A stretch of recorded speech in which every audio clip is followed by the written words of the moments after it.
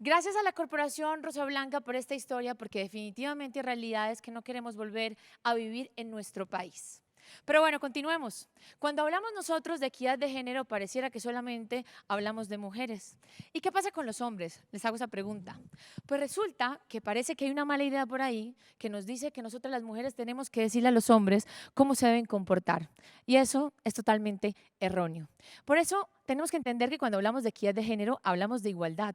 Igualdad para ambos géneros. Por eso el día de hoy tengo invitado a dos hombres que nos van a hablar acerca de las nuevas masculinidades. Así que tengo el gusto de tener aquí en este escenario a Rodrigo. Rodrigo, bienvenido, por favor. ¿Cómo estás? Hola Milena, muy buenas tardes, buenos días, perdón, para todos y para todas. Ya estamos como al mediodía y uno ya no sabe si es mañana o es tarde. Eso pasa, pero bueno, afortunadamente no estamos nosotros solos, sino también nos vamos a conectar con David, que él está desde Medellín. David, ¿cómo estás? Bienvenido y qué alegría tenerte acá.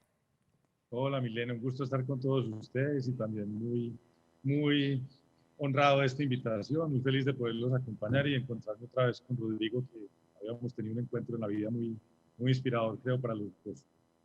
Bueno, muy importante que todos ustedes que están conectados conozcan un poco más acerca de ellos dos.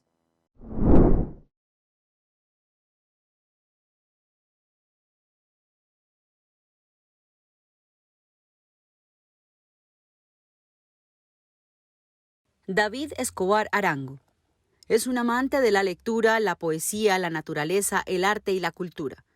Su propósito de vida es trabajar por los jóvenes, la educación y el desarrollo sostenible de Antioquia. Es ingeniero de producción de la Universidad EAFIT y magíster de Administración Pública de la Escuela de Gobierno Kennedy de la Universidad de Harvard. Actualmente es el director de Confama. Rodrigo Sandoval nació y creció en Sogamoso, Boyacá. Estudió comunicación social y es magíster en gobierno y políticas públicas. Le han inspirado las causas que buscan construir un mundo mejor, casi siempre desde el sector público y las ONG. Su interés fundamental ha estado en la reducción de las brechas entre los hombres y las mujeres. Es por eso que ha trabajado en lugares como el Congreso de la República, donde lideró un equipo de trabajo que formuló el proyecto de ley para hacer que se garanticen los derechos sexuales y reproductivos de las mujeres. David, es un gusto saludarte de verdad, así sea en la distancia, compartir un espacio contigo, estar aquí en el Gimnasio Moderno acompañando a Women in Connection en este evento tan chévere para hablar de la equidad de género. Y pues quería que comenzáramos esta conversación sobre lo que nosotros como hombres podemos hacer para participar de las acciones que permitan reducir las brechas de género y mejorar las condiciones de igualdad y de equidad entre los hombres y las mujeres. Sí, Rodrigo, yo también estoy feliz de compartir este espacio contigo, que nos conocemos hace unos años, y con el movimiento de Women in Connection que valoro y aprecio tanto. Decía que antes de decir qué podemos hacer, deberíamos decir por qué tenemos que hacer cosas. Decía que por un lado tenemos una responsabilidad moral, es lo debido, es lo correcto, es lo necesario. Por otro lado tenemos una responsabilidad social, todos ganamos. Si las mujeres ocupan el espacio que deben ocupar en la vida social, en la vida familiar, en la vida empresarial, en los lugares de liderazgo. Y también hay una razón que a veces suena muy personal, podrá parecer egoísta, pero creo que gana también toda la sociedad y es por nosotros mismos, que los hombres tenemos que aprender que hay muchas maneras de ser hombres, no solo la que nos enseñaron los de mi generación y las anteriores en un país como Colombia, eh, asociado a unos valores y a una forma de ser que yo creo que está definitivamente en el pasado. Ahora, ¿qué podemos hacer? Alguna investigadora que admiro muchísimo en estos temas de equidad de género y de inclusión, que es la profesora de norteamericana, bueno, creo que es inglesa, pero pues, trabaja en Estados Unidos, Iris Bonet, dice que todas las inversiones que se hagan para transformar a los hombres son plata botada en temas de inclusión. Ella dice que en quienes realmente hay que invertir es en las niñas, en las mujeres, en las jóvenes, para que ellas logren el lugar que deben tener en el mundo. En parte, los estudios muestran que eso puede ser cierto, pero yo creo, como decía, que los hombres podemos ayudar. No porque haga falta nuestra ayuda, ni mucho menos, sino porque nos corresponde ese papel en este momento de la historia y porque finalmente ganamos y aprendemos nosotros. Me gusta la expresión de Women in Connection, Rodrigo, y es los hombres como aliados. La lucha de las mujeres es suya, ha sido larga, hay que reconocerla, falta un montón, pero nosotros podemos ser aliados, siendo distintos como padres, distintos como parejas, distintos como colegas en el trabajo y distintos cuando ocupamos posiciones de responsabilidad, entendiendo que el mundo cambió y que muchos de los valores de nuestros abuelos ya no aplican, que esos valores pudieron tener sentido hace 100, hace 80 años para una sociedad que ya no existe, pero que a nosotros definitivamente nos toca adaptarnos a los tiempos, nos corresponde disfrutar este momento y abrazar la llegada definitiva de la mujer a todos los espacios, como te digo, como debe ser. Entonces, eso pasa por muchas cosas, por cambiar nuestro lenguaje, por promover experiencias positivas de encuentro entre hombres y mujeres, donde en cada encuentro se transformen las mujeres y se transformen los hombres.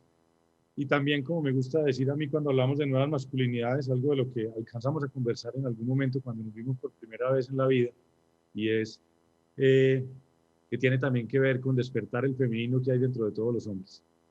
Con eso te doy una primera respuesta, llena seguramente de imprecisiones, pero con la mejor intención de aportar. No, a mí me gusta muchísimo lo que dices, sin lugar a dudas. Hay un asunto que a mí me obsesiona profundamente y que de verdad es una cosa que fácilmente me despierto pensando en ella y termino el día pensando en ella, que tiene que ver con cómo nuestra estructura social, cultural y sobre todo económica está basada en la explotación de las mujeres.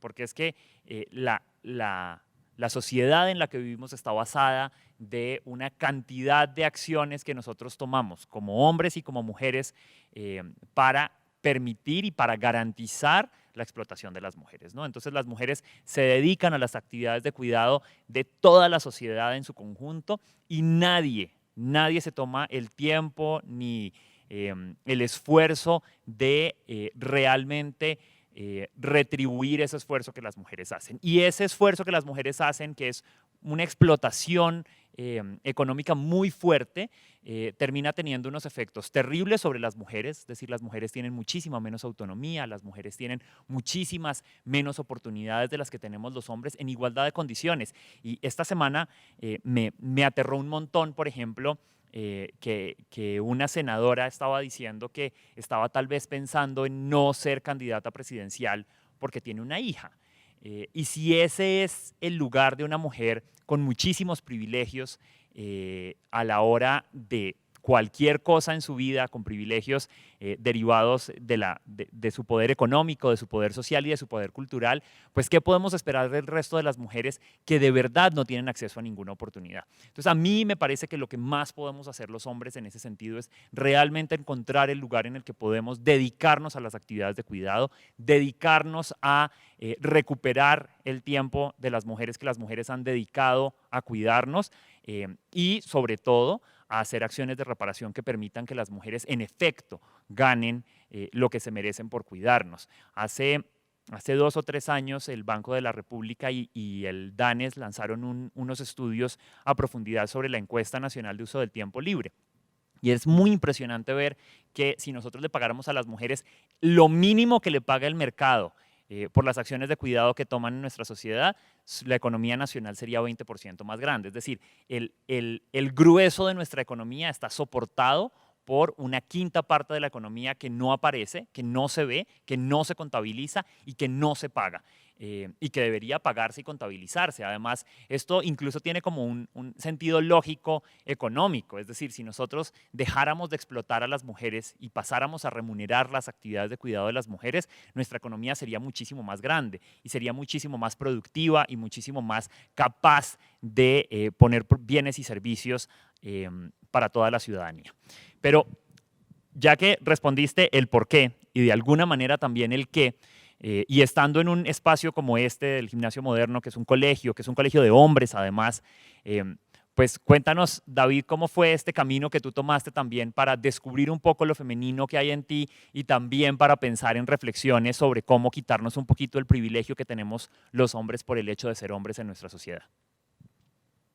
Qué buena, gracias por la pregunta, Rodrigo. Antes quisiera comentar un par de cosas de lo que dijiste. Comparto lo que dices plenamente, solo que adicional quisiera añadir que en todo caso, la inclusión de las mujeres en todos los espacios y el reconocimiento de la dignidad del trabajo y del rol de las mujeres en todos los lugares, empezando por los económicos, como dijiste, es tan importante que ganamos todos. Si usted le pregunta a un economista acerca de los grandes cambios, por ejemplo, en el mercado laboral de países como el nuestro en la segunda mitad del siglo XX. El aumento de la participación de las mujeres en el mercado laboral fue una verdadera revolución económica. Yo no recuerdo, pero tuvo un papel muy importante en el crecimiento que tuvo la economía de un país como Colombia en esa segunda mitad del siglo XX, digamos un crecimiento moderado pero sostenido, que generó que este sea un país donde empieza a emerger una clase media bien importante. Eso sucedió por las mujeres en el mundo laboral. Y lo otro es que me hiciste acordar de una vez que estaba conversando con unos amigos que me decían que qué podían hacer ellos, y yo sé que va a ser un poquito coloquial, pero el espacio lo amerita y el público también, y decíamos, hombre, eso es como un juramento hipocrático. El juramento hipocrático es el que hacen los médicos que dicen primero no hacer daño.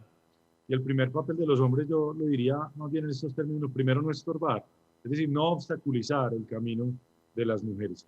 Dicho eso, también, antes de referirme a la pregunta que me hiciste, quisiera comentar y compartir con quienes me oyen que yo reconozco que crecí en una sociedad machista, que soy parte de una familia machista, tanto en mi colegio como en la universidad en la que estudié, en la mayoría de las organizaciones públicas y privadas que he trabajado, domina ese discurso, esa estructura económica, esa estructura cultural de la que tú hablaste.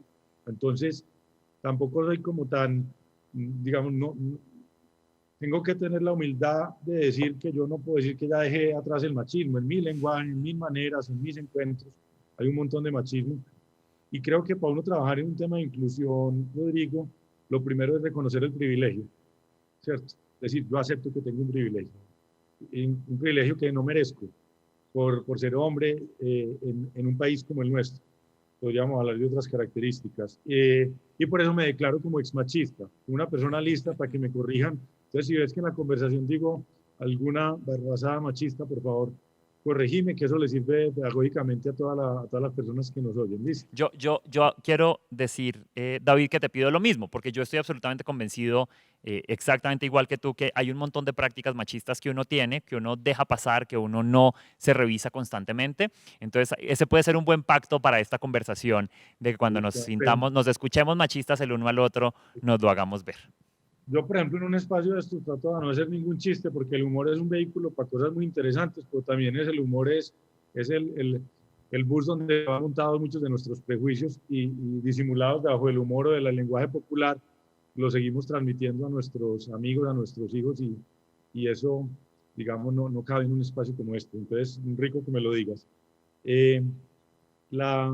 La historia de un hombre que nace en Antioquia en el siglo XX, yo nací en el año 75, tengo 45 años, y crece en una familia básicamente con esa estructura donde las mujeres no trabajaban, donde no se veía bien que las mujeres estudiaran, la de mi abuelo, la de mis abuelos, pero tuve la fortuna de tener una mamá brutalmente feminista. Hoy en día le digo a ella, pero las mujeres de su generación a veces no eran capaces de decir que eran feministas, pero cuando yo oigo en mis memorias sus palabras y me dice, acuérdese, años 70, ella se casó en el año 72, y me dice, en la casa de mi padre no había oportunidades de estudio de educación superior sino para los hombres, pero fuimos las mujeres las que nos abrimos paso por nuestros propios medios. Y luego me acuerdo que me dice, en ese año 71, cuando se casó, todavía las mujeres en Colombia tenían que pedir permiso a su esposo para sacar una cuenta en el banco o para sacar la licencia de conducción, el pase que llamamos los colombianos. Para ir al médico o para estudiar también tenían que pedirle permiso a su Estamos hablando marido. de los años 70, que es como decir esta mañana, ¿cierto? Entonces yo creo, mi mamá no lo reconoce, pero yo creo que yo crecí con una madre que pues, siempre trabajó, emprendió, nunca me sentí ni mucho menos descuidado. Ahora que hablabas de la mujer que estaba diciendo que no quería ser candidata presidencial porque tenía un hijo, yo nunca me he sentido descuidado, ni siquiera a los 45 años, por una mamá que trabajó y hoy en día es una estudiante profesional luego de tener su pensión. Pero la verdad es que para mí fue muy misterioso darme cuenta que los gustos míos, inculcados en parte por mi mamá y por mi papá, como el amor por la naturaleza, como el gusto por la poesía, como cierta incapacidad física para los deportes de contacto, eran objeto de burlas en mi colegio, ¿cierto? Los niños que leíamos poesía o que no éramos muy buenos para meter goles jugando fútbol o ni muy fuertes, yo era realmente más o menos invisible, creo que hasta los 18 años pesaba menos de 65 kilos y de verdad que ese es un momento difícil, ese es un momento que donde uno dice, hombre, ¿por qué no soy como los demás niños? Porque yo tuve la fortuna de estudiar en un colegio bilingüe, con mujeres como pares, mis grandes amigas, buena parte de mis grandes amigos de la vida, mis grandes amigas, son mujeres extraordinariamente inteligentes. En estos días pensaba que mis dos amigas del colegio, ninguna vive en este país, de pronto es el machismo, ¿cierto? El que saca grandes mujeres de este país a veces encuentran un lugar profesional en sociedades más desarrolladas. Pero bueno, a nosotros nos toca, digamos, cambiar esa realidad. Y tengo que decir que me demoré muchos años, muchos trabajos, mucho machismo, un divorcio, muchas búsquedas para darme cuenta que soy un hombre con un femenino alto y que mi manera de ver el mundo es una manera también legítima de ser hombre y que mis valores no son precisamente, leí un libro que me cambió la vida que es Los dioses que hay dentro de cada hombre y otro que se llama Los dioses que hay dentro de cada mujer, de la psicoanalista creo junguiana Janchi Noda Bolen, donde contaba la historia de la cama de Procusto, esa historia griega donde la gente llegaba a una posada y si era muy chiquita la estiraban para que quedara del tamaño de la cama y si era muy grande le cortaban lo que sobrara en la cama, la cabeza o los pies. Estoy poniendo en país una historia mucho más bonita. Y yo creo que la mayoría de los hombres, cuando entendemos que tenemos un femenino adentro, distintas formas de femenino y que nuestro masculino no es precisamente el modelo del arriero antioqueño en mi caso, sufrimos y sentimos que nos están estirando una parte y nos están cortando otra.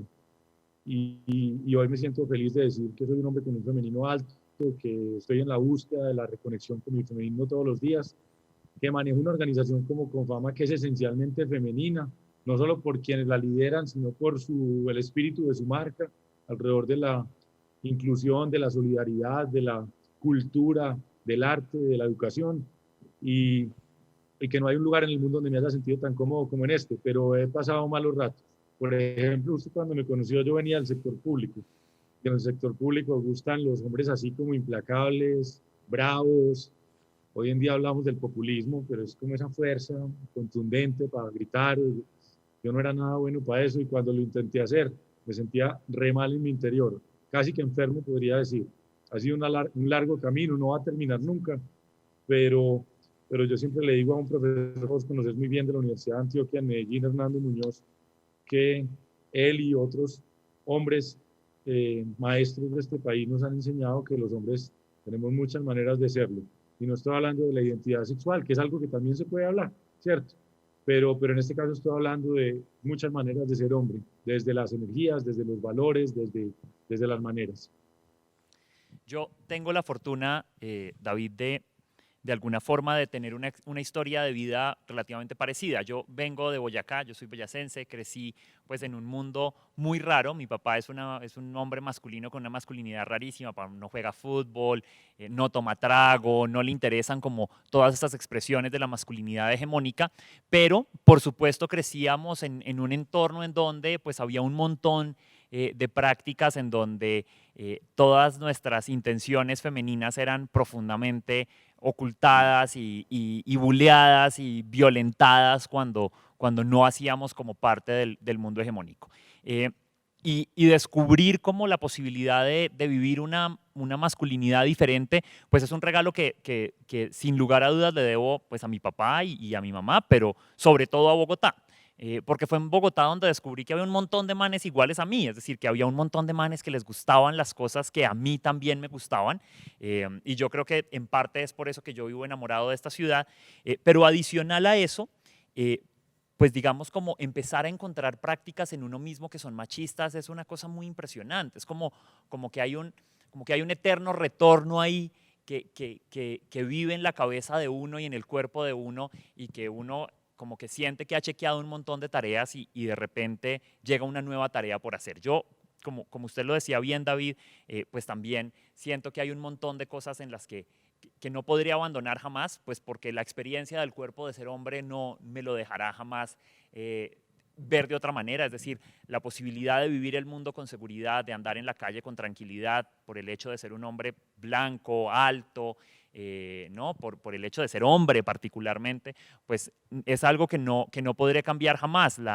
La idea, por ejemplo, de ir al estadio a ver al equipo que a mí me gusta, que es Millitos, pues es una experiencia propia de los hombres. Y eso no es porque las mujeres no lo puedan hacer, sino porque de verdad la experiencia que atraviesa el cuerpo cuando yo voy al estadio es radicalmente diferente a la experiencia de cualquier mujer que vaya al estadio. Y de alguna manera nos hacen falta mujeres en los estadios porque a las mujeres les da miedo, como les da miedo la calle, como les da miedo estar con hombres solas, como les da miedo muchas veces sus espacios laborales y como también les da miedo muchas veces su casa, porque no hay que olvidar que el lugar más peligroso para las niñas y también para los niños, pero principalmente para las niñas es su hogar. Quería continuar la conversación, David, también como pensando un poco, estabas hablando de una organización como Confama, que es una organización fundamentalmente femenina, y quisiera también saber cómo podemos hacer para transformar esos imaginarios sobre la feminidad y la masculinidad y cómo podemos hacer para que los hombres podamos ser más felices siendo quienes somos en verdad y no quienes la sociedad espera que nosotros sean o lo que nosotros creemos que la sociedad espera que nosotros seamos. Ojalá le pudiéramos ahorrar, Rodrigo, a los hombres la crisis de la mediana edad, que muchas veces tienen que ver, la que llaman la crisis de la mediana edad, la que los franceses llaman el demonio del mediodía, que normalmente son crisis identitarias. ¿Quién soy? ¿Por qué darme este modelo de vida? ¿A quién le estoy haciendo la tarea? ¿Quién me puso la tarea de vivir exactamente en este molde estrecho? Y yo creo que todo comienza, y a veces se vuelve un lugar común, pero no lo es, todo comienza en la experiencia escolar, ¿cierto? Todo comienza en uno, desde el colegio. Nosotros, yo orgullosamente digo que Confama es una red, es un proyecto educativo y cultural, tenemos una red de preescolares, una red de colegios, y si vos en los colegios cambias el lenguaje, si vos en los colegios llenas el encuentro y la experiencia educativa digamos, de momentos positivos, de encuentros entre niños y niñas, en este caso sí son niños y niñas, si vos a las niñas les mostrás que hay N maneras, hoy en día en eso el feminismo ha avanzado tremendamente, referentes, modelos de rol, como dicen los norteamericanos, alrededor de que pueden llegar a hacer exactamente lo que se sueñen en el campo que quieran y a vivir la vida en el modelo que a ellas las satisfaga, pero también decirle a los niños que pueden tener la profesión que quieran, que no tienen que cumplir con el molde, que pueden traicionar a sus abuelitos o a sus papás, ¿cierto? Traicionarlos en el buen sentido de la palabra. En los preescolares de Confama hay un par de hombres en un grupo de 300 o 300 y pico de mujeres profesoras. Alguna vez hablando con ellos, preguntábamos, ¿por qué no más hombres? Y es porque las familias, hay muchos hombres que tienen la vocación de ser maestros y maestros desde el preescolar. Y es porque las familias de los papás de los niños y las niñas muchas veces dicen, yo no le quiero entregar mi niño de 5 años o mi niña de 5 años a un profesor hombre. Y me pareció muy bonito ver la experiencia de hombres que dijeron, es que mi vocación en la vida es ser profesor de preescolar. Y yo he hecho eso contra viento y marea. Y me tomó trabajo que las mamás dejaran a los niños con confianza en mis manos cuando los dejaban en el preescolar. Y como digo, es una verdadera tradición, pero es una tradición buena. Yo creo que uno tiene que estar listo para saber que de su historia y de su cultura recibe y dice, esto me sirve para el momento actual y que tengo que dejar atrás y decir, bueno, chao, no va más. Ahora que hablaba de la familia materna, también te podría contar de la paterna, que era campesina, mucho más rural.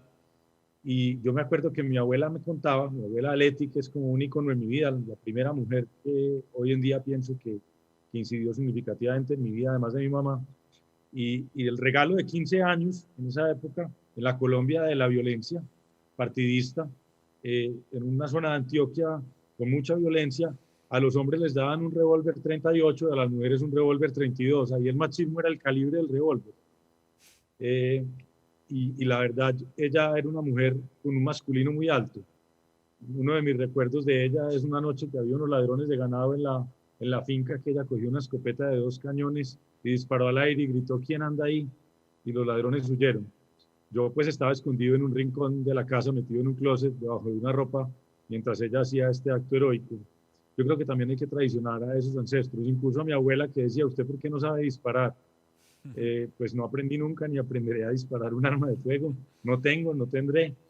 y creo que esa tradición también es una tradición que aún con los años termina por satisfacerlo, porque también hay otras cosas maravillosas de esa mujer que, que llevo conmigo en mi corazón, y es saber que escojo de mi legado, no tengo que recibirlo todo, que porque soy de tal familia o de tal tradición o un hombre antioqueño, tengo que ser así o asá, no es más así. Estaba pensando, ahora que estabas diciendo eso sobre cómo los hombres y las mujeres podemos ser lo que queramos y no tenemos que estar en el molde. Hay un comercial de la Barbie. Tú sabes que hace un par de años justamente los movimientos feministas empezaron eh, Mm. a criticar profundamente estos juguetes con unos roles de género muy establecidos. Y pues la Barbie es como el mejor ejemplo de eso porque ha llevado por generaciones a que las mujeres tengan dismorfia sobre su cuerpo y ideas erróneas sobre cómo deben lucir los cuerpos bonitos, etcétera. Eh, y pues obviamente la crisis para la Barbie fue muy difícil. Y la Barbie le dio el vuelco a esto, diciendo que básicamente la Barbie es la mujer que hace todas las profesiones y entonces que no hay que no quieren que las niñas se concentren en cómo luce la Barbie, sino qué hace la Barbie, qué es lo que hace la Barbie. La Barbie es profesora, la Barbie es piloto, la Barbie es azafata, la Barbie es doctora, la Barbie es ingeniera, la Barbie es veterinaria y de alguna manera pues lograron, digamos, superar su crisis de identidad dándole fuerza a algo que ya pasaba, porque la Barbie en efecto ya tenía un montón de profesiones, pero superando como esa idea de que la Barbie es la mujer perfecta y más bien es la mujer trabajadora. David, estamos creo que ya corticos de tiempo, entonces quería pues nuevamente darte las gracias por haber compartido este ratico conmigo y al Gimnasio Moderno y a Women in Connection por habernos hecho esta invitación. También muchas gracias. Muchas gracias. En todo caso, Rodrigo, aprovechando el cuento de la Barbie, a mí me gusta más, me parece bien, me parece un avance, pero también es un avance lleno de marketing. A mí también me gustaría que cuando la niña coge el Lego o el carrito, le digan el juguete que tú quieras.